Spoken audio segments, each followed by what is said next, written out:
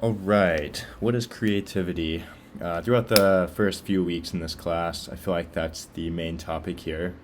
The idea of creativity and a bunch of speculation regarding each individual's opinion on creativity, what that term means. In my opinion, creativity is the flow of ideas coming from an individual's mind with the intent to create. The big emphasis that I want to put in that definition on a singular term is intent. Now, I think creativity isn't something that someone has unless they actually have the intent to making or creating an object or product or whatever it is.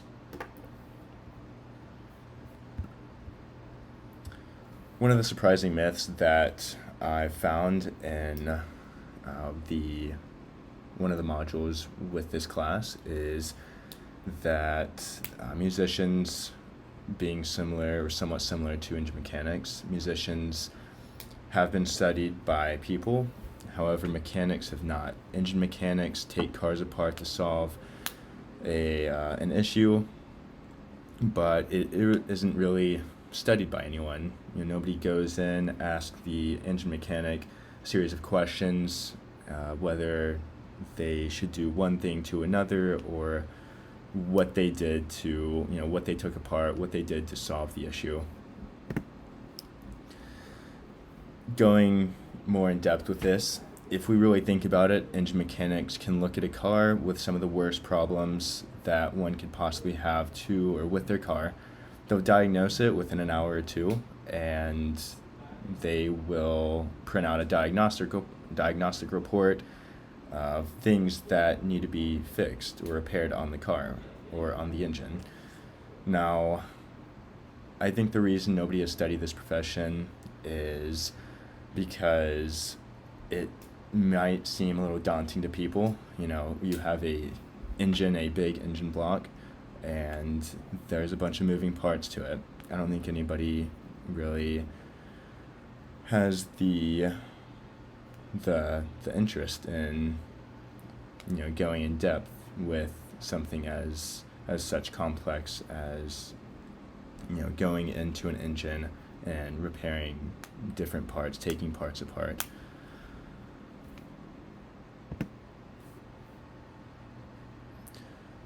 The organizations and companies, many organizations and companies, of which use a set of creativity or creative skills is very important, because economically, competition is always growing. Marketing team must produce the new and improved, whether it's technology or a product or service that they are selling. For example, Apple and Samsung. Those are two very widely known monopolies. Every year they come out with something new, and it's always one step above the product that they came out with the year before. And that is because they're simply trying to reel in those consumers that are either buying from a different competitor, such as Apple, trying to reel in people that use Samsung products, or vice versa. Now, the approaches to creative thinking would be divergent thinking and convergent thinking. Divergent thinking is the first step in creative thinking, I think, because that's a creative set of ideas directly from the mind without going too much in thought with it. Convergent thinking is a little bit greater than divergent thinking.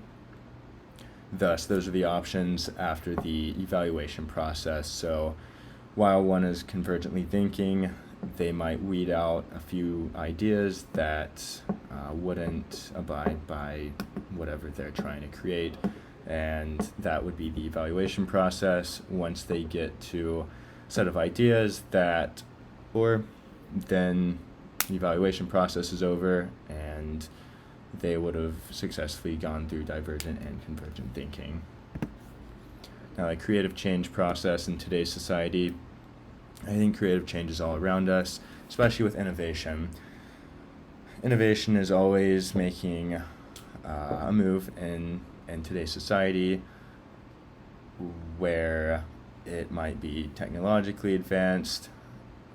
However, each advance in innovation changes the perception of the world, especially in individuals in each community where, for example, again, Apple and Samsung, one comes out with a better or greater product than the other company.